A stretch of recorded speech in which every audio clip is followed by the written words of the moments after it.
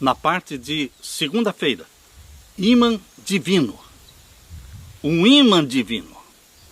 No Novo Testamento, o plano B, o ímã divino se chama Jesus. Jesus mesmo falou: quando eu for levantado, a todos atrairei a mim. É o grande ímã magnético que atrai pecadores, gentios, de todas as nações. Onde o nome de Jesus Cristo for pregado, ele vai atrair pessoas. E aqui na profecia de Isaías, está falando deste grande ímã divino. Abra sua Bíblia e vamos ler agora Isaías capítulo 66. Isaías capítulo 66, vamos ver a partir do verso 1. Assim diz o Senhor: o céu é o meu trono e a terra o escabelo dos meus pés. Que casa me edificaríeis vós? E que lugar seria o do meu descanso? Porque a minha mão fez todas estas coisas. Aqui em Isaías 66 está dizendo que é Deus quem criou todas as coisas. Não existe evolucionismo. Na Bíblia existe criacionismo. Existe sim, queridos, uma mutação. Mutações existem dentro das espécies. Mas o evolucionismo não existe. Deus é quem criou todas as coisas. Numa semana literal de 7 dias. Em 6 dias ele fez tudo. E no 7º dia Deus fez o descanso. Eu sou o que fez todas estas coisas. E todas estas coisas foram feitas, diz o Senhor. Mas eis para quem olharei, para o pobre e abatido de espírito e que treme da minha palavra. Deus é o soberano do universo, é o criador dos céus e da terra. Mas para quem ele olha? Para quem os olhos de Deus estão voltados? Com muito carinho, com muito amor. Aqui diz: para o pobre e abatido de espírito. Ó, meu querido irmão, minha querida irmã, você que está abatido, você que está enfermo, você que está sofrendo, você que está se angustiando, está ansioso, diante de tanto sofrimento, diante de tanta mortandade, pessoas desconhecidas e pessoas conhecidas nossas, amigos nossos, membros e pastores estão morrendo. Aqui Jesus está dizendo: para quem eu vou olhar? Para todos estes. Deus está vendo tudo isto. É o fim que está chegando, meu querido irmão. Esta pandemia está preparando o mundo para a volta de Jesus. Esta pandemia está preparando o mundo para a implantação da nova ordem mundial de Satanás. A nova ordem mundial de Satanás será implantada. O mundo todo será dividido em 10 supernações. E todas vão se submeter ao papado. O Vaticano vai dominar tudo e todos através da ONU. Organização das Nações Unidas. Através da ONU, o papado vai governar o mundo. A ONU está a serviço do Vaticano. Os Estados Unidos estão a serviço do Vaticano. Queridos, este sofrimento vai acabar. Logo. Graças a Deus, isso vai acabar. Jesus está dizendo: eu estou vendo, eu estou olhando para o pobre e abatido de espírito, e que treme da minha palavra, que confia na minha palavra. E o verso 3. O que mata um boi é como o que fere um homem. Como é que você pode entender o verso 3? Está falando do povo apostatado dos dias de Isaías, que no ritual eles matavam, faziam um sacrifício para Deus, mas o coração deles estava longe de Deus. Eles eram ímpios, eles eram profanos, eles eram adoradores de Baal, eles eram adoradores de Tamuz. Mas eles faziam aqueles rituais, fazendo sacrifícios para o Deus de Israel. Isto Deus não aceitava. Por isso Deus está dizendo: o que mata um boi, porque o seu coração está longe de mim, é ímpio, é como se você estivesse ferindo um homem. Eu não aceito esse sacrifício. O que sacrifica um cordeiro é como aquele que degola um cão, e o que oferece uma oblação, como o que oferece sangue de porco. Você me oferece um cordeiro, mas para mim é como se fosse um porco, porque eu não te aceito, porque você não quer largar o pecado. Há pessoas que vêm a Jesus Cristo, mas não querem largar o pecado e pensam que Jesus Cristo vai aceitá-lo com o pecado. Não, queridos. Jesus Cristo te ama, mas odeia o pecado. E Ele separa o pecado de você, perdoa o pecado, Ele perdoa o nosso pecado e nos purifica, nos justifica, nos santifica. Ele faz uma separação do pecado e do pecador. E aqui diz então, queridos, o que queima incenso, estou lendo o verso 3, Isaías 66, verso 3, finalzinho do verso 3.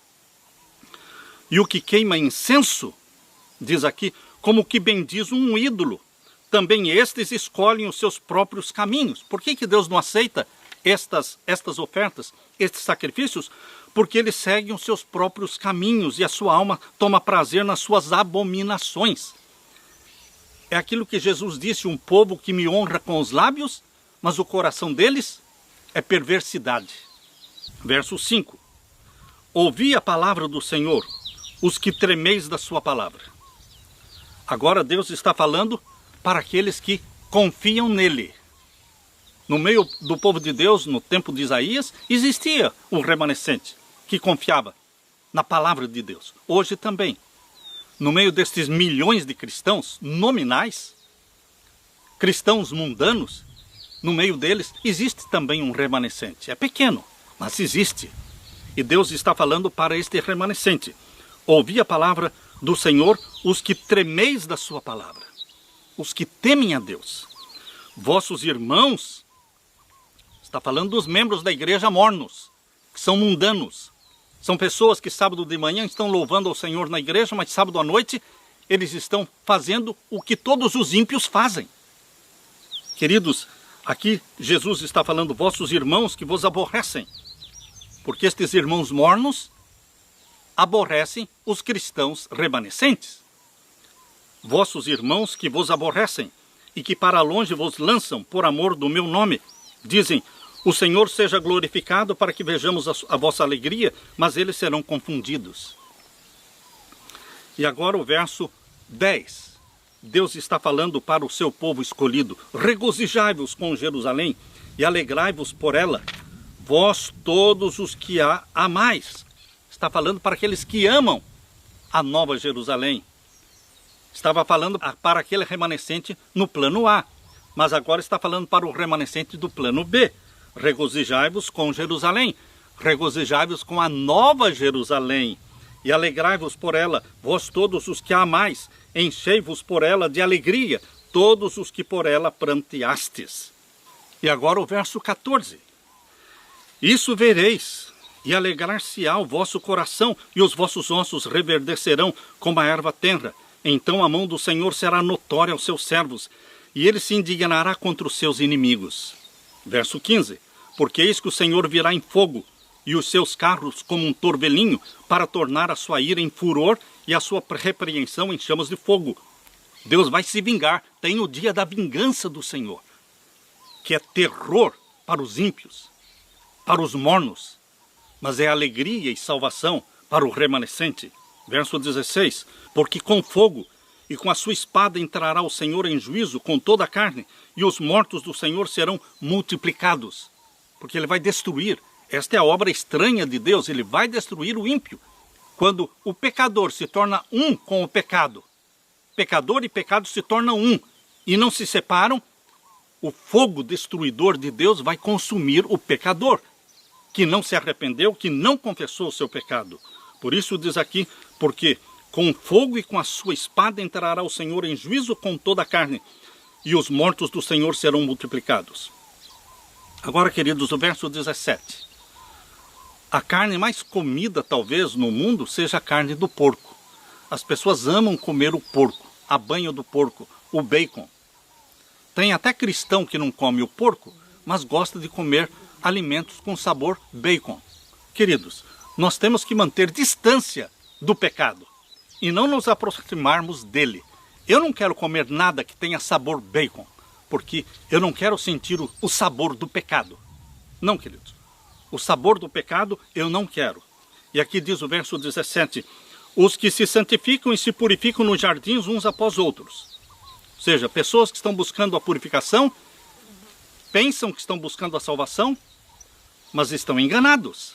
Porque diz aqui o verso 17, que eles comem carne de porco. E não só comem carne de porco, e a abominação, e o rato. Queridos, as pessoas estão comendo de tudo. É tatu, é cobra, é jacaré. Estão comendo de tudo, acreditando que tudo que entra pela boca não contamina. Queridos, Deus não muda.